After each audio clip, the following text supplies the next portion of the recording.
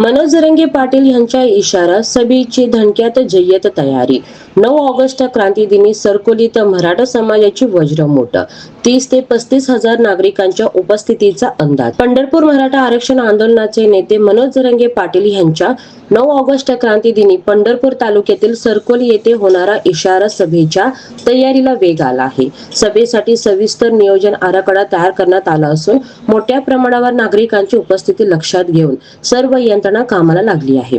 सभेसाठी 20 बाय 30 फुटाची भव्य स्टेज, स्वतंत्र प्रवेशद्वार, आकर्षक सेल्फी पॉइंट, छत्रपती शिवाजी महाराज व छत्रपती संभाजी महाराजांच्या प्रतिमा, संपूर्ण डेकोरेशन, रंगरंगोटी व प्रकाश योजना करण्यात येणार आहे. तसेच वाहन वाहतूक नियोजन, पोलीस बंदोबस्त, स्वयंसेवकाची नियुक्ती व गर्दी नियंत्रणासाठी स्वतंत्र झोनची आखणी करण्यात आली आहे. याशिवाय 300हून अधिक स्वयंसेवक, जेसीबी, टावर, बॅरिकेड्स, पिण्याच्या पाण्याची व्यवस्था, भोजन, चहा, नाश्ता, आरोग्य तपासणी, रक्तदान शिबिर तसेच आपत्कालीन वैद्यकीय सुविधा उपलब्ध करून देण्यात येणार आहेत. महिला, ज्येष्ठ नागरिक व दिव्यांगांसाठीही स्वतंत्र सुविधा उपलब्ध करून देण्याची माहिती आयोजकांनी दिली आहे.